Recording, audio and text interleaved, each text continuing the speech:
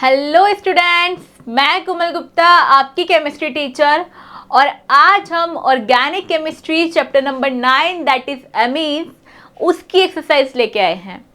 Because amines के साथ क्या प्रॉब्लम है, क्योंकि बेस होता है अच्छा, तो इसके क्वेश्चंस में IUPAC से स्टार्ट करेंगे। पर यहाँ भाई बेसिक वाले क्वेश्चंस, बेसिसिटी के क्वेश्चंस, इनके साथ भी हमें डील करना पड़ेगा। तो शुरू करते हैं हम। जैसा कि हम IUPAC सीखते हैं वैसे ही हम क्वेश्चन पैटर्न्स लेके चलेंगे। पहले हम IUPAC के क्वेश्चंस करते हैं। तो फर्स्ट क्वेश्चन जो हमारे पास है वो क्या है, right the IUPAC name of the following compounds, ठीक है, and classify them in primary, secondary and tertiary amines. देखो ये अमीन्स के पास कैरेक्टरिस्टिक होती है कि अमीन्स में डिग्री ऑफ अमीन्स बहुत फ्रीक्वेंट चेंज होता है। और वो हमें कैसे पता चलेगा, बहुत सारे तरीके हैं, पर जो बेस्ट ऑप्शन होता है वो होता है अमीन्स की वैलेंसी से, या अमीन्स में नंबर ऑफ हाइड्रोजन्स कितने अटैच्ड हैं उससे हम चेक कर लेंगे। That is the simplest way. तो सबसे पहला काम है, जो भी IUPAC आपके पास गिवन है उसका स्ट्रक्चर बनाओ, ठीक है। ये मेरे पास है CHNH2 और इसका होल ट्वाइस, मतलब ये दोनों मिथाइल ग्रुप भाई इस पे जुड़े हुए हैं, ठीक है। पहला काम क्या होता है IUPAC में, selection of the longest carbon chain select, ठीक है। आगे क्या है IUPAC में, पहला काम हमने किया, लॉन्गेस्ट चेन सेलेक्ट कर ली। सेकंड है नंबरिंग 1 2 3। देखो बीच में से नंबरिंग स्टार्ट नहीं करनी है तुम्हें, ऐसा नहीं कि इसको कवर करना है और तुम यहां से लेके तुम कहीं ये सोचो कि भाई NH2 यहाँ पे है और ये कार्बन, तो ये हमारी लॉन्गेस्ट चेन हो जाएगी और ये सब्स्टिट्यूएंट तो है ही नहीं, ये गलत है। क्या है, कार्बन जितने हम ले सकते हैं एक ही चेन में विदाउट एनी ब्रेक हम लेंगे। उसके बाद जो हमारी चेन है, मतलब ये जो हमारे पास बचा हुआ है अमीन, ये क्या हो जाएगा भाई हमारा, ये हमारा फंक्शनल ग्रुप है, इसकी पोजीशन हम लिख देंगे। कैसे लिखेंगे इसका IUPAC नेम, वो देखो। 3 कार्बन है तो प्रोप, क्योंकि कोई डबल बॉन्ड नहीं है तो एन। अब अमीन देखो कौन सी पोजीशन पे है, 2 पे है, तो प्रोपेन 2 अमीन। ये तो हो गया एक काम, क्या हो गया IUPAC का। सेकेंड काम जो क्वेश्चन ने बोला है वो हमें बोला है तुम्हें इस अमीन को क्लासीफाई करना है, इसका डिग्री क्लासीफाई करना है। तो मेरी बात सुनो, देखो ये हमारे पास होता है अमोनिया एंड इसके होते हैं 3 बॉन्ड्स। अगर ये 3 बॉन्ड्स पे हाइड्रोजन है, 2 बॉन्ड्स पे हाइड्रोजन है और एक पे तो कार्बन चेन अटैच्ड होगी ही होगी, तो अगर ऐसा मिला है तुम्हें तो भाई ये हो जाएगा 1 डिग्री अमीन।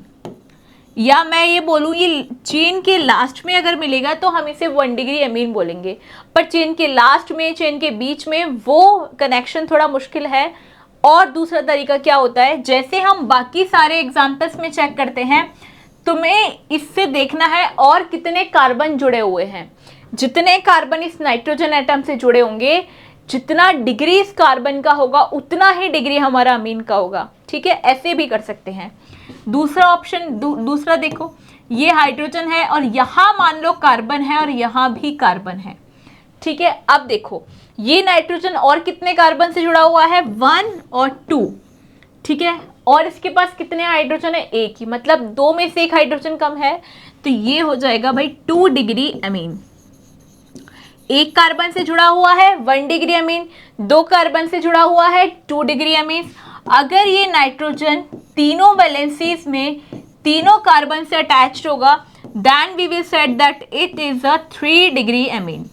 क्या चेक किया है कि नाइट्रोजन एटम कितने कार्बन एटम से अटैच्ड है, जितने कार्बन एटम से अटैच्ड है उतना ही डिग्री ऑफ अमीन हमने बोला, ठीक है।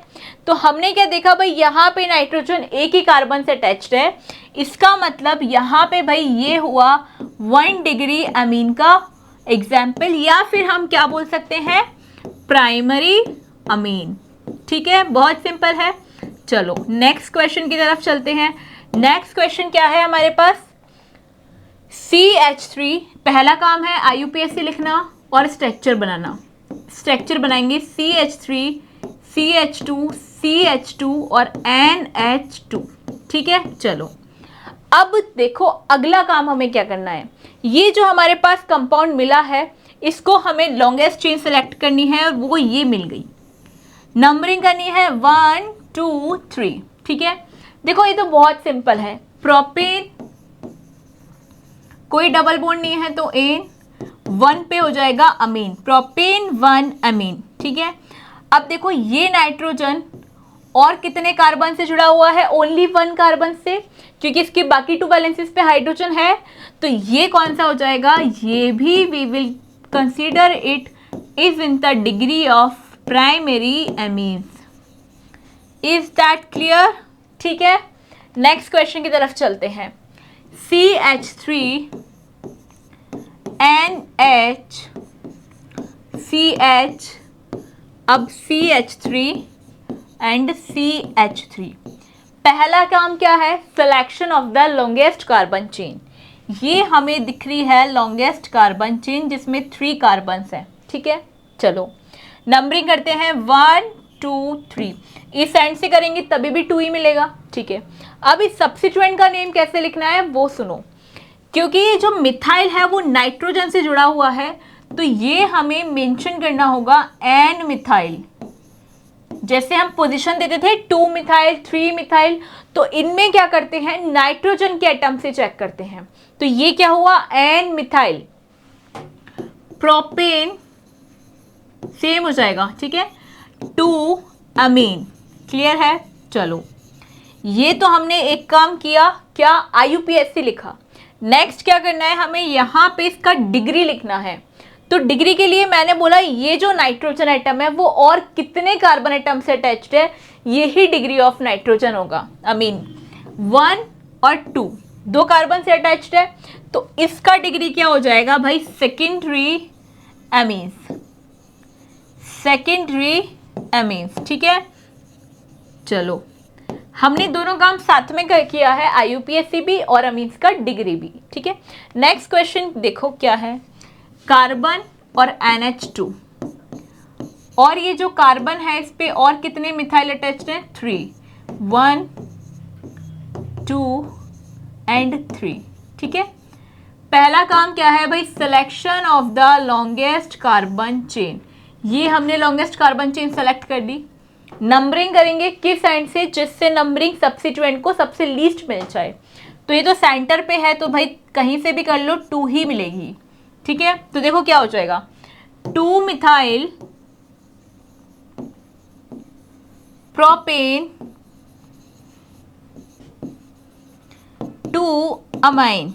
क्लियर, 2 पे मिथाइल है और प्रोपेन 2 अमाइन। अब यहाँ पे इसका डिग्री देखो, NH2 है, इसका मतलब इसकी दोनों वैलेंसीज हाइड्रोजन से कंप्लीट है और थर्ड पे सिर्फ 1 ही कार्बन है। तो ये भी कौन सी कैटेगरी में चला जाएगा, प्राइमरी अमीन की कैटेगरी में। कौन सी में भाई, प्राइमरी अमीन्स की कैटेगरी में। क्लियर। नेक्स्ट क्वेश्चन देखो क्या है, C6H5, मतलब ये तो हो गई हमारी फेनिल रिंग, इस पे जुड़ा हुआ है NH और ये है CH3। देखो अब इस मेन चेन कौन सी हो जाएगी, फेनिल रिंग, ठीक है। अब ये CH3 क्या है, सब्स्टिट्यूएंट है, तो सब्स्टिट्यूएंट किससे अटैच्ड है, N से, तो ये क्या हो जाएगा, N मिथाइल। देखो आप इसको क्या लिख सकते हो, एनिलीन भी लिख सकते हो, क्योंकि ये क्या होती है हमारी एनिलीन। और हम इसको क्या भी लिख सकते हैं, बेंजेन अमाइन, बेंजेन अमाइन। दोनों नेम ही इसके करेक्ट है, ठीक है। अब काम है हमारे पास डिग्री ऑफ अमीन्स का लिखने का। तो डिग्री ऑफ अमीन्स में देखो इसके पास 1 ही हाइड्रोजन है, मतलब ये नाइट्रोजन 2 कार्बन एटम से अटैच्ड है, एक तो इससे और एक इससे। तो इसका कितना डिग्री हो जाएगा भाई, ये आएगा हमारे पास सेकेंडरी अमीन्स की कैटेगरी के अंदर। क्लियर। नेक्स्ट क्वेश्चन देखो, CH3 CH2, ये हो गया नाइट्रोजन और ये हो गया मिथाइल, ये क्या है CH2 और CH3। देखो अब इसमें लॉन्गेस्ट चेन अगर हमें सेलेक्ट करनी है ना, तो इसको तो हम कंसीडर कर नहीं सकते नाइट्रोजन को, तो हमारी लॉन्गेस्ट चेन या तो ये हम करेंगे या फिर ये हम करेंगे। तो मैंने ये वाली चेन जो है मेरी मेन कार्बन चेन सेलेक्ट कर ली। अब जो बाकी के कंपाउंड्स बचे हुए हैं वो मेरे सब्स्टिट्यूएंट्स हुए, तो सब्स्टिट्यूएंट को नंबरिंग दिया 1 और 2, ठीक है। अब देखो N पे क्या है, मिथाइल है, और N पे क्या है, इथाइल है। अब मैं अल्फाबेटिकली जाऊंगी तो N पे पहले क्या आएगा, इथाइल, तो ये क्या हो जाएगा, N इथाइल, N मिथाइल। वापस से वही काम करना है, 2 कार्बन है, मतलब एथेन अमाइन, है ना। अब अमाइन से पहले हमें उसका पोजीशन लिखना पड़ेगा। 1 पे है तो मैंने लिखा नहीं, अदरवाइज हमें लिखना होता है, और 1 भी लिख सकते हैं तो कोई गलत भी नहीं होगा, ठीक है। अब इस नाइट्रोजन की डिग्री हम चेक करेंगे। देखो ये नाइट्रोजन और 3 कार्बन से अटैच्ड है, 1 कार्बन, 2 कार्बन एंड 3 कार्बन। तो इसका इस बार डिग्री क्या हो जाएगा, इस नाइट्रोजन का टर्शरी अमीन की कैटेगरी में हम इसको डालेंगे, या फिर 3 डिग्री अमीन्स भी हम इसको बोल सकते हैं। ये हो गया मेरे पास टर्शरी अमीन या फिर 3 डिग्री अमीन। नेक्स्ट क्वेश्चन देखो क्या है, C6H4 मतलब बेंजीन रिंग तो है ही, इसमें क्या है NH2, और इसकी मेटा पोजीशन पे है, ये है ऑर्थो पोजीशन और ये है मेटा। किसी भी मेटा पोजीशन पे मैं ब्रोमीन लगा सकती हूँ, मैंने इस पे लगा लिया, ठीक है। तो नाम कैसे करना है, 1 2 3, 3 पे क्या है भाई, ब्रोमो, 3 ब्रोमो एनिलीन या फिर बेंजन अमाइन, 3 ब्रोमो एनिलीन, ठीक है। कुछ कॉमन नेम्स इतने ज़्यादा फेमस हैं कि हम उनको IUPAC में भी कंसिडर करने लग गए। जैसे एनिलीन हमारे पास है, फिनॉल हमारे पास होता है, टॉल्यूइन हमारे पास होता है, इनको हमने IUPAC में भी कंसिडर कर दिया, ठीक है। चलो ये हुआ 3 ब्रोमो एनिलीन। अब इसका डिग्री देखो, NH2 है, मतलब ये नाइट्रोजन ओनली 1 कार्बन एटम से अटैच्ड है, तो ये कौन सा डिग्री हुआ, प्राइमरी एमीन। कौन सा हुआ भाई, प्राइमरी एमीन, क्लियर। चलो तो यहाँ पे हमारे IUPAC वाले सारे क्वेश्चंस खत्म हुए। अब चलते हैं भाई नेक्स्ट क्वेश्चन की तरफ।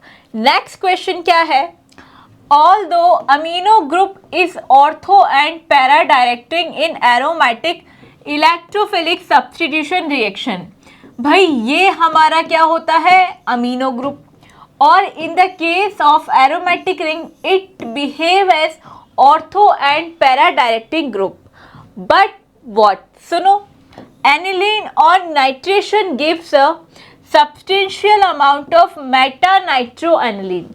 क्या बोल रहा है ये भाई, नाइट्रो अमीन जो है, ये हमारा जो एनिलीन है, ये ऐसे तो पैरा और ऑर्थो डायरेक्टिंग है, but in the case of nitration, मतलब when it reacts with HNO2 it gives what it gives, it gives a meta directing product that is meta nitroaniline। and why it is giving so, because क्या होता है यहाँ पे, ये जो हमारा nitro है, ये हमारा NH2 है, मतलब एनिलीन है, ये कैसे बिहेव कर रहा है, in an acidic medium, and that is why due to its acidic behavior ये substantial amount में about to 47% क्या देता है, मेटा नाइट्रो एनिलीन भी हमें यहाँ से देता है।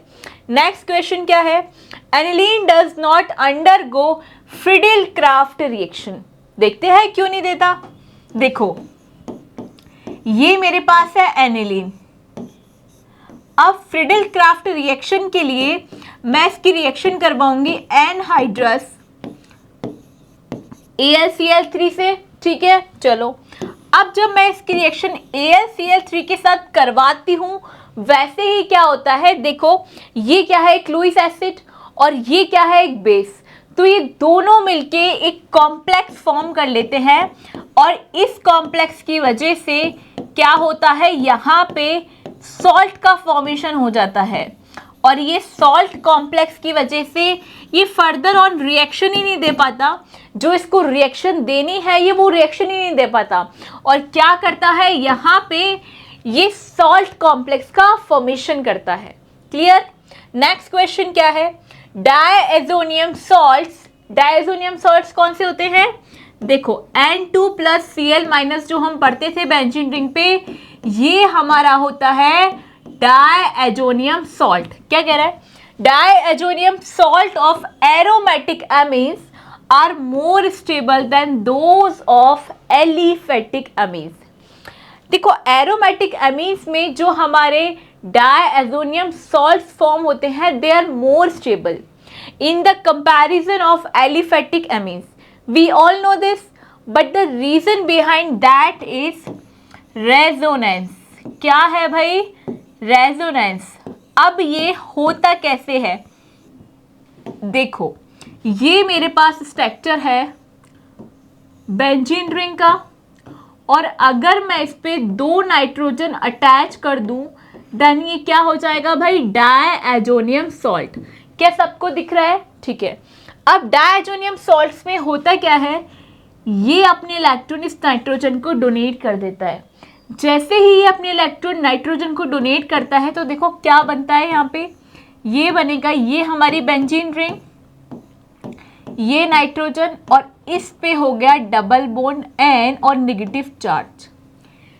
जैसे ही ये इसको डोनेट करता है अपने इलेक्ट्रॉन, वैसे ही भाई ये बॉन्ड बोलता है चलो मैं तुम्हें इलेक्ट्रॉन डोनेट कर देता हूँ, मेरे पास एक्सेस में इलेक्ट्रॉन्स हैं, तो ये अपने इलेक्ट्रॉन इसको डोनेट कर देता है। तब यहाँ क्या हुआ, देखो जैसे इसने अपने इलेक्ट्रॉन डोनेट किए वैसे ही यहाँ डबल बॉन्ड आया, और क्योंकि इसने अपने इलेक्ट्रॉन डोनेट किए हुए हैं इसीलिए क्या होता है, देखो ये बॉन्ड यहाँ से गायब, ठीक है।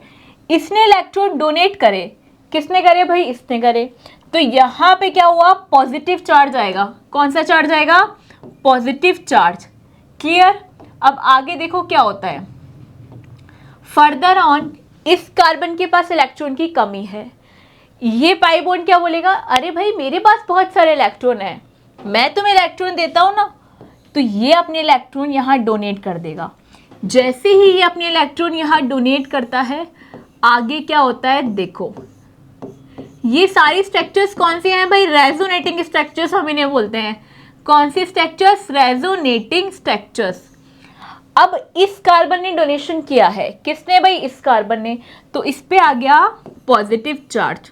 देखो चार्ज को ना ट्रिक से लर्न कर सकते हैं, जो डोनर होता है वो ऑलवेज भी पॉजिटिव, जो पॉजिटिव होगा वही डोनेट करेगा, तो इसने डोनेट किया तो ये पॉजिटिव चार्ज, और जिसने एक्सेप्ट किया मतलब मैंने किसी से चीज़ ली है तो वो मेरी तो नहीं है, वो मेरे पास नेगेटिव में है, मुझे उसका इंटरेस्ट देके उसको देना पड़ेगा, तो मेरे पास चीज़ किस में है, नेगेटिव में है, क्योंकि मैं एक्सेप्टर हूँ।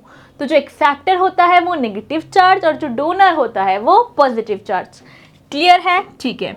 अब इसके पास आया पॉजिटिव चार्ज, तो इसने बोला भाई मैं अपने इलेक्ट्रॉन डोनेट कर सकता हूँ, अगर तुम्हें चाहिए तो मैंने अपने इलेक्ट्रॉन डोनेट कर दिए हैं। तो भाई जब ये अपने इलेक्ट्रॉन डोनेट करता है तो क्या होता है, ये स्ट्रक्चर हमारे पास बनी, ये इस नाइट्रोजन पे पॉजिटिव चार्ज हमेशा रहेगा क्योंकि इसके पास है भाई 4 इलेक्ट्रॉन्स। कितने इलेक्ट्रॉन्स, 4 इलेक्ट्रॉन्स, ठीक है। जब इसने अपने इलेक्ट्रॉन डोनेट करे मतलब इस कार्बन ने किए, तो इस पे आ गया पॉजिटिव चार्ज। अब अगली स्ट्रक्चर तो भाई सेम फर्स्ट वाली बन जाएगी। तो इस रेजोनेटिंग स्ट्रक्चर्स की वजह से जो हमारा एरोमेटिक पे क्या होता है, diazonium salt is more stable then the aliphatic diazonium salt. Clear है, कितने अच्छे से हमने सारी रेजोनेटिंग स्ट्रक्चर्स को पढ़ा है।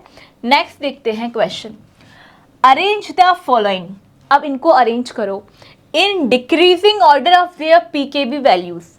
अब देखो इस क्वेश्चन में 2 चीज़ें हैं, एक तो इनका ऑर्डर डिक्रीजिंग रखना है, मतलब पहले मैक्सिमम टू मिनिमम जाना है, ठीक है। मैं लिख देती हूँ एक बारी, मैक्सिमम टू मिनिमम, ठीक है। डिक्रीजिंग का मतलब यही होता है, ये हम सब जानते हैं।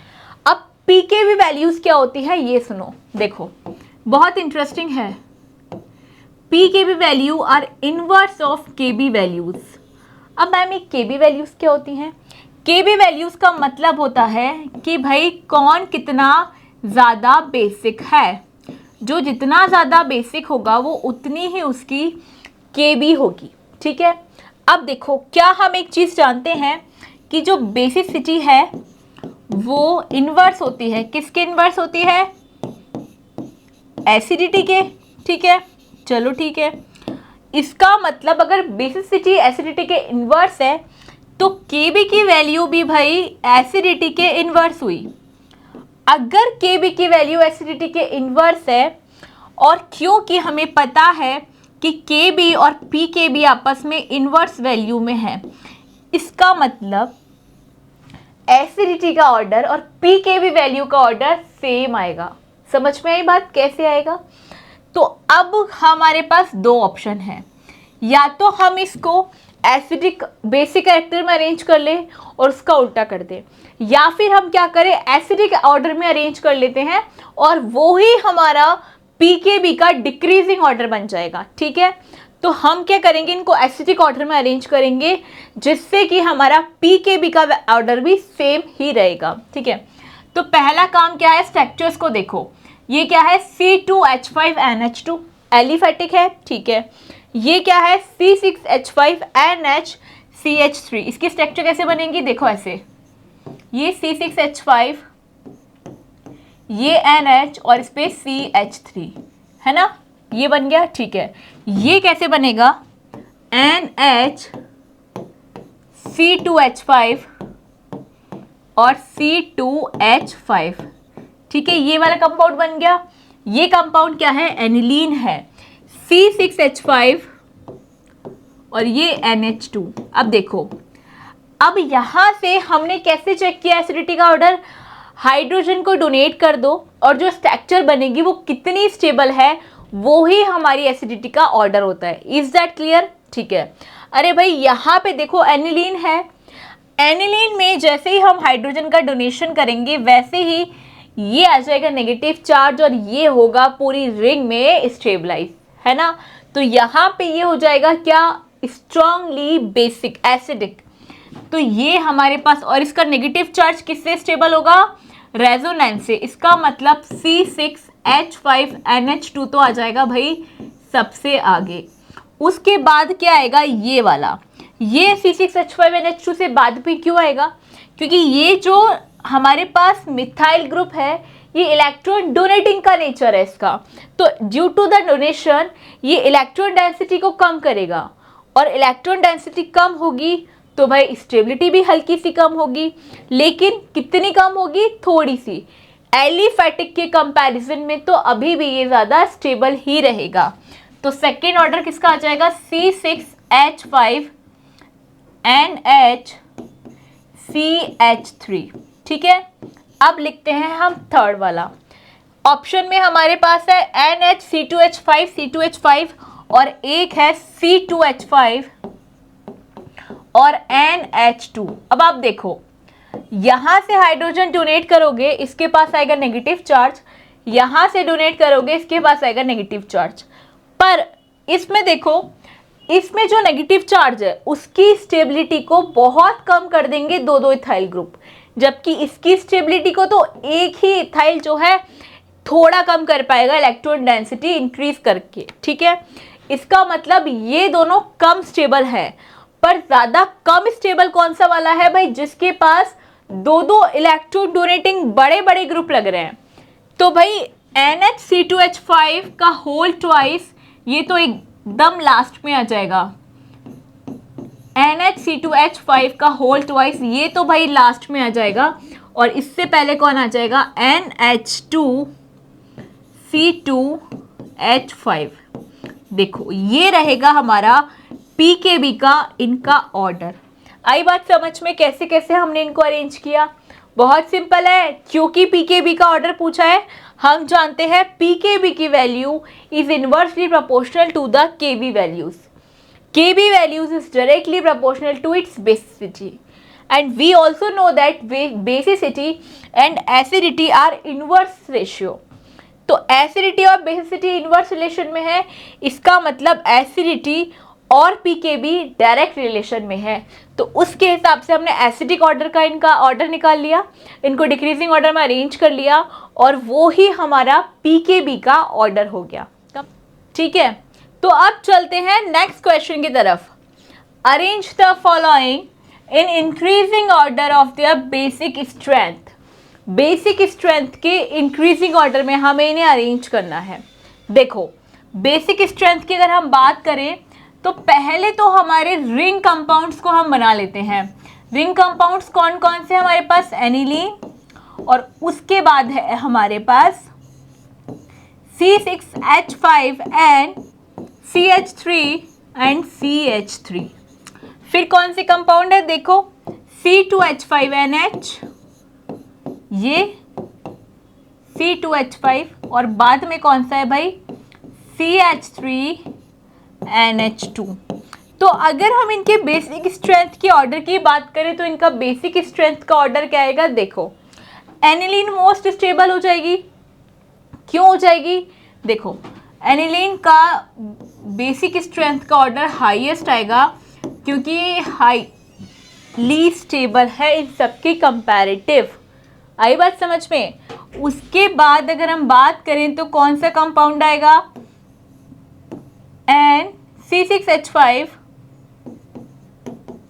एंड CH3 का होल ट्वाइस। इसके बाद कौन सा कंपाउंड आएगा भाई? यहाँ पे हमारे पास आ जाएगा CH3NH2 और लीस्ट स्टेबल कंपाउंड जो कि जिसकी बेसिसिटी सबसे ज़्यादा कम आएगी वो कौन है? NHC2H5 का होल ट्वाइस। तो ये पूरा ऑर्डर रहेगा हमारे इनकी बेसिसिटी का। क्लियर है? पहले एनिलीन आएगा, उसके बाद ये कंपाउंड आएगा, फिर प्राइमरी अमीन आएगा, उसके बाद सेकेंडरी अमीन। नेक्स्ट क्वेश्चन क्या है? Increasing order of their basic strength. Aniline क्या होती है? NH3। पैरा नाइट्रोएनिलीन क्या होती है? ये हमारे पास हो गई एनिलीन और ये इसकी पैरा पोजीशन पे नाइट्रो ग्रुप, और ये हो गया पैरा टोल्यूइडीन NH2 और इसकी पोजीशन पे OCH3। अब अगर हम इनका ऑर्डर चेक करें बेसिसिटी का, क्या आ जाएगा? देखो, एनिलीन तो हमारी हो जाएगी सेंटर पे क्योंकि एक इलेक्ट्रॉन विड्रॉइंग ग्रुप है और एक इलेक्ट्रॉन डोनेटिंग ग्रुप है। इलेक्ट्रॉन विड्रॉइंग ग्रुप कौन सा है भाई? NO2 है हमारे पास, तो इसकी बेसिसिटी सबसे कम हो जाएगी क्योंकि अगर हम एसिडिटी में बात करते तो ये मोस्ट स्टेबल होता, मोस्ट एसिडिक होता, तो ये जितना एसिडिक होगा उतना ही कम बेस होगा, इसीलिए। नेक्स्ट कंपाउंड हो जाएगा हमारे पास पैरा टोल्यूइडीन। क्लियर है? अब देखो नेक्स्ट क्वेश्चन, ये है C6H5NH2, वापस से एनिलीन दे दी है हमें। ठीक है, ये क्या दे दिया भाई? C6H5NHCH3। एक बार हम इसकी स्ट्रक्चर बना लेते हैं, उसके बाद हम इनका ऑर्डर चेक करेंगे। और ये है हमारे पास बेंजाइल अमीन। अब यहाँ पे इनकी बेसिसिटी का ऑर्डर क्या रहेगा? देखो, जो एनिलीन है वो तो मोस्ट बेसिक होगा, उसके बाद हमारा क्या रहेगा? NCH3, क्योंकि ये क्या है? 2 डिग्री है, और ये हमारा लीस्ट बेसिक रहेगा। ये कौन सा कंपाउंड है भाई? CH2NH2। नेक्स्ट क्या है? देखो, ये C2H5NH2, देखो NH2 1 degree amine, 2 degree amine है, गौर से देखना 3 डिग्री अमीन है, और ये हमारे पास अमीन है। ठीक है, तो इनकी बेसिसिटी का ऑर्डर, डिक्रीजिंग ऑर्डर की अगर हम बात करें तो भाई जो ऑर्डर में ये लिख रहे हैं उसी ऑर्डर में इनकी बेसिसिटी होती है। सबसे ज़्यादा NH3, फिर देश और फिर 1 डिग्री अमीन। क्लियर है? नेक्स्ट क्वेश्चन क्या है? Increasing order of the boiling point. देखो, बॉइलिंग पॉइंट जो होता है, एक कंपाउंड अल्कोहल का दे दिया तो अल्कोहल के बॉइलिंग पॉइंट्स तो भाई अमीन से ज़्यादा ही होते हैं, क्योंकि ये वाटर के साथ क्या बनाते हैं? हाइड्रोजन बॉन्डिंग बनाते हैं। उसके बाद हो जाएगा हमारा 2 डिग्री अमीन का, क्योंकि इसकी स्ट्रक्चर बड़ी है भाई, और फिर हो जाएगा हमारा 1 डिग्री एमीन का, ये ऑर्डर आएगा इनकी बॉइलिंग पॉइंट का। नेक्स्ट क्वेश्चन क्या है, in the increasing order of their solubility in water, solubility water के अंदर क्या रहेगी, देखो C6H5NH2 है ना, ये क्या है हमारे पास, एनिलीन है, ये हो गई एनिलीन, ये हमारे पास क्या है 2 डिग्री एमीन है, हमें इन सब की सॉल्युबिलिटी चेक करनी है। तो सॉल्युबिलिटी मतलब कौन सा कंपाउंड वाटर में कितना ज़्यादा डिजॉल्व हो पाएगा, तो जो कंपाउंड जितना छोटा होगा वो उतना ही ज़्यादा डिजॉल्व हो पाएगा, उतने ही ज़्यादा मॉलिक्यूल्स उस कंपाउंड के अपने आप को स्प्रेड कर पाएंगे। तो सबसे छोटा कंपाउंड इसमें कौन सा है, primary amine, then secondary amine और फिर एनिलीन। तो ये ही ऑर्डर क्या रहेगा, इनकी सॉल्युबिलिटी का ऑर्डर रहेगा। क्लियर है। अब यहाँ से आगे वाली चीज़ें हम पढ़ेंगे नेक्स्ट क्लास में। अभी तक हमने क्या पढ़ा है, IUPAC पढ़ा है और इनकी बेसिसिटी का ऑर्डर चेक किया है और साथ में डिग्री ऑफ अमीन्स की हमने यहाँ पे बात कर ली है। बाकी के एक्सरसाइज की बात करेंगे हम नेक्स्ट क्लास में। तो फिर तब तक के लिए पढ़ते रहिए, हंसते रहिए। Thank you.